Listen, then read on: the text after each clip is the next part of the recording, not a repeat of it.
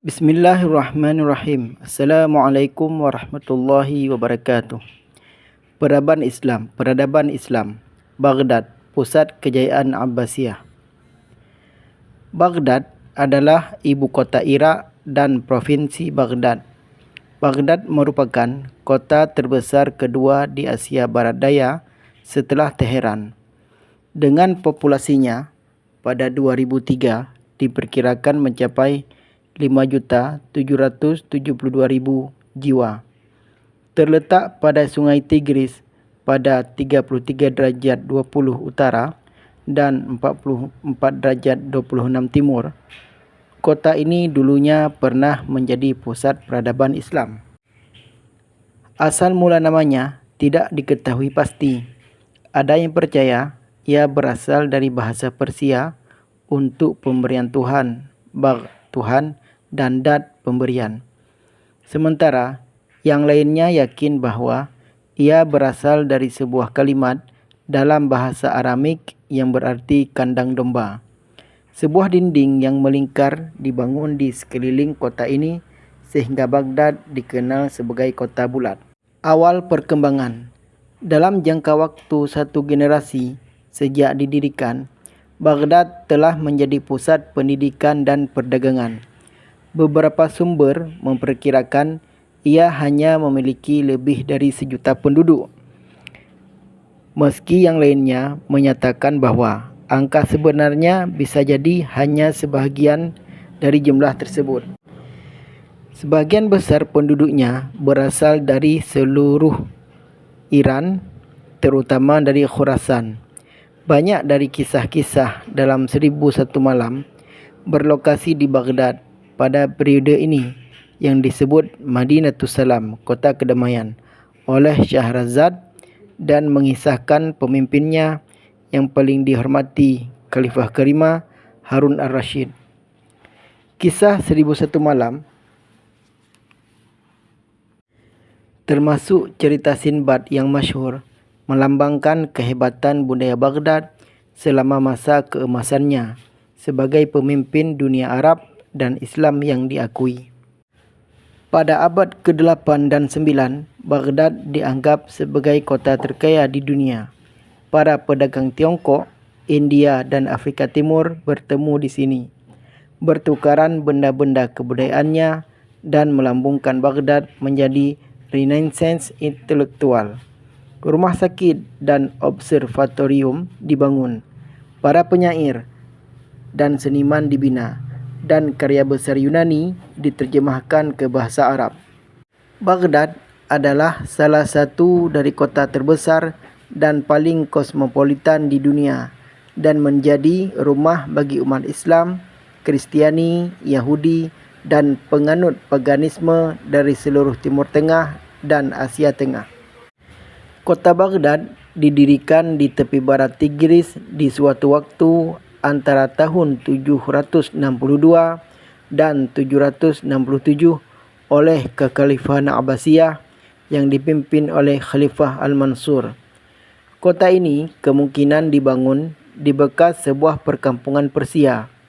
Kota ini menggantikan Ctesiphon, ibu kota Kekaisaran Persia, dan Damaskus sebagai ibu kota sebuah kekaisaran Muslim yang mencakup wilayah dari Afrika Utara hingga Persia.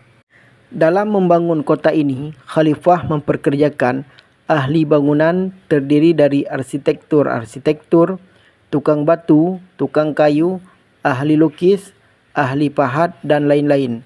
Mereka didatangkan dari Syria, Mosul, Basrah, dan Kufah yang berjumlah sekitar 100.000 orang. Dikitari 3 tembok benteng, kota ini terbagi jadi 4 bagian sama, dengan 4 jalan utama dari Istana Khalifah ke arah Masjid Agung dan terus menyebar ke seluruh Iraq. Meliputi kira-kira 2 mil pada tepi timur antara gerbang alun-alun Al-Mu'azzam di utara dan alun-alun Asy-Syarqi di selatan. Pada zaman modern pun kota kuno Baghdad masih bisa dikenali dalam Istana Abbasiyah dari akhir abad ke-12 atau 13. dalam basar-basar penuh tembaga dan emas, serta di masjid dan pemandian umum yang dibangun 4 abad kekuasaan Raja Ottoman 1935-1918. Bentuk melingkar Baghdad tentu saja merupakan bukti bahawa ia mencontoh daripada kota-kota Persia seperti Firuzabad di Persia. Malah kini diketahui bahawa kedua desainer yang disewa Al-Mansur untuk merencanakan kota tersebut adalah Nubakh, mantan Zoroastrian Persia, dan Masallah, seorang bekas Yahudi dari Khurasan, Iran. Sejak awal berdirinya, kota ini sudah menjadi pusat peradaban dan kebangkitan ilmu pengetahuan dalam Islam.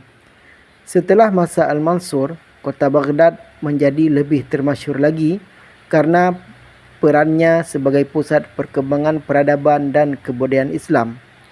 Masa keemasan kota Baghdad terjadi pada zaman pemerintahan Khalifah Harun Ar-Rasyid 786 sampai 809 Masehi dan anaknya Al-Ma'mun 1813 hingga 833 Masehi.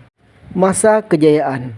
Pada masa pemerintahan Bani Abbasiyah, Baghdad menjadi pusat kegiatan intelektual, musik, puisi, kesastraan dan filsafat mulai berkembang.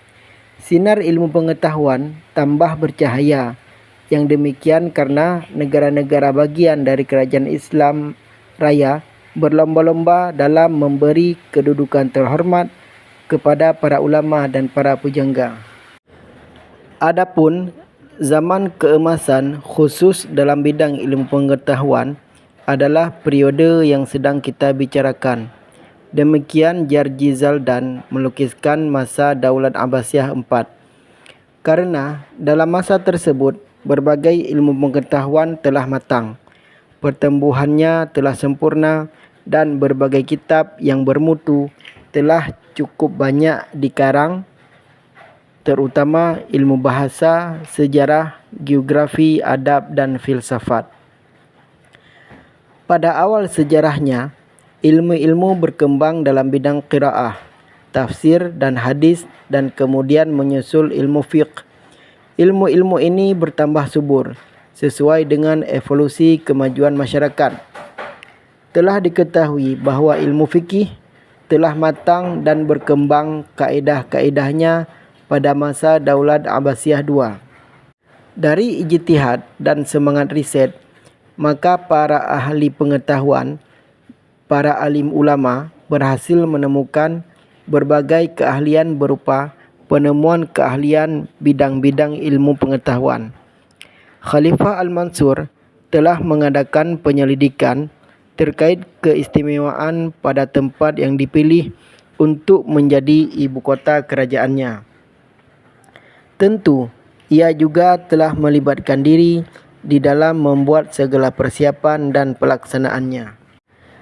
Banyak para ilmuwan dari berbagai daerah datang ke kota ini untuk mendalami ilmu pengetahuan yang dituntutnya. Dari kota inilah memancar sinar kebudayaan dan peradaban Islam ke seluruh dunia. Prestis, supremasi ekonomi, dan aktivitas intelektual merupakan 3 keistimewaan kota ini. Kebesarannya tidak terbatas pada negeri Arab, tetapi meliputi seluruh negeri Islam. Baghdad ketika itu menjadi pusat peradaban dan kebudayaan yang tertinggi di dunia. Ilmu pengetahuan dan sastra berkembang pesat. Banyak buku filsafat yang sebelumnya dipandang sudah mati dihidupkan kembali dengan diterjemahkan ke dalam bahasa Arab. Khalifah Al-Ma'mun memiliki perpustakaan yang dipenuhi dengan beribu-ribu buku ilmu pengetahuan. Perpustakaan itu bernama Baitul Hikmah. Periode kemunduran Baghdad. Sebuah kemegahan, keindahan dan kehebatan kota Baghdad yang dibangun pertama kali oleh Khalifah Al-Mansur itu hanyalah tinggal kenangan. Semuanya seolah-olah hanyut di bawah oleh sungai Tigris setelah kota ini dibumi hanguskan oleh tentera Mongol di bawah pimpinan Hulagu Khan tahun 1258 Masehi. Di luar daerah kekuasaan Mongol, berkuasalah daerah Daulah keturunan Turki. Mereka berkuasa dari perbatasan Syria di sebelah timur sampai ke perbatasan Mesir di sebelah barat. Terdiri Daulah Mamluk di Mesir dan Daulah Utsmani di Asia Kecil. Sedangkan keturunan Arab berkuasa di Yaman dan Maghribi Maroko. Pada masa itu, dunia Islam yang dikuasai oleh Genghis Khan terpecah belah, saling serang menyerang satu sama lain sehingga tidak ada sebuah kerajaan besar yang menjadi tumpuan harapan umat Islam dan sempat membangun. Hanya ada satu cabang di India yang memiliki kekuasaan yang stabil. Namun sayang, harus bersaing dengan umat Hindu sehingga praktis juga tidak sempat membangun. Sultan-Sultan Mamluk di Mesir, walaupun daerahnya tidak mengalami penyerbuan Mongol, tetapi diserbu oleh Salibiyah. Ditambah lagi Sultan-Sultan Mamluk bukan dari satu keturunan sehingga secara praktis Daulah Mamluk pun tidak sempat membangun. Dengan demikian, masa Mongol ini merupakan masa perpecahan yang sangat parah di dalam sejarah kebudayaan Islam. Semua bangunan kota termasuk istana tersebut dihancurkan. Pasukan Mongol itu juga meruntuhkan perpustakaan yang merupakan bidang ilmu dan membakar buku-buku yang ada di dalamnya. Selain itu, penguasaan Mongol atas Daulah Islam hampir memusnahkan unsur Arab dan bahasanya, juga agama Islam. Dengan tindakan pemusnahan, pembakaran dan pembunuhan selama peperangan, maka ratalah kota daerah yang dikuasai. Mereka bunuh penduduknya, mereka rampas hartanya, mereka runtuhkan gedung-gedungnya. Mereka bakar kutubul khanahnya, maka musnahlah perbendaharaan kebudayaannya. Namun satu hal yang luar biasa bahwa Genghis Khan yang meruntuhkan semua itu, di antara keturunannya ada yang bangun menjadi pemelihara dan pembangun kembali agama dan kebudayaan Islam. Pada tahun 1400 Masehi, kota ini diserang pula oleh pasukan Timur Leng dan tahun 1508 Masehi oleh tentara kerajaan Safawi. Dan sekarang kota Baghdad, ibu kota Irak, sekarang memang mengambil lokasi yang sama. Tetapi ia sama sekali tidak mencerminkan kemajuan kota Baghdad lama.